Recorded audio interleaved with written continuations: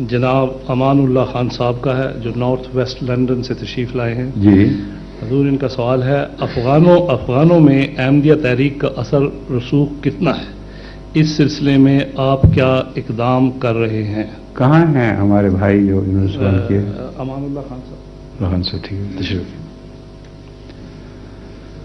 ہمارا پیغام تو سب دنیا کے لیے برابر ہے کیونکہ اسلام کا پیغام سب دنیا کے لیے برابر ہے.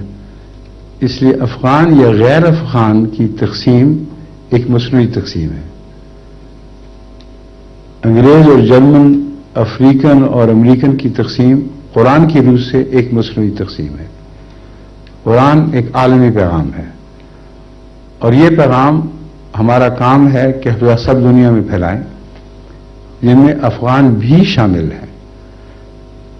اب یہ ٹیلی ویژن جو آپ دیکھ رہے ہیں، اس کے کیمرے سیٹ ہوئے ہیں، اس ٹیلی ویژن کے ذریعے یہی پروگرام جو اس وقت جاری ہے یہ تمام دنیا کو سنایا جائے گا اور ان پروگراموں میں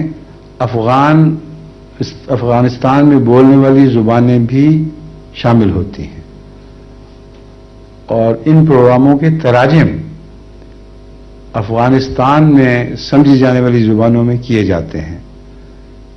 تو اس سے زیادہ ہم اور کیا خدمت کر سکتے ہیں؟ لیکن اگر کوئی سننے کے لیے تیار نہ ہو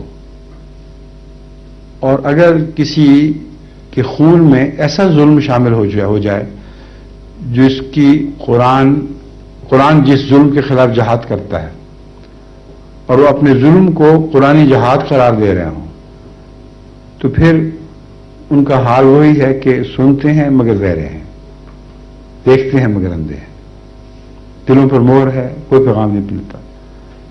اب طالبان کے نام پر جو وہاں کارروائیاں ہوتی رہی ہیں اور اب ہو رہی ہیں وہ کلیتاً غیر اسلامی ہیں اور وہ فخر کر رہے ہیں کہ یہ اسلامی خدمات ہیں اور ان خدمات میں اتنے بھیانک مظالم شامل ہیں کہ غیر دنیا ان کو دنیا اچھالتی ہے اور کہتی ہے یہ اسلام ہے.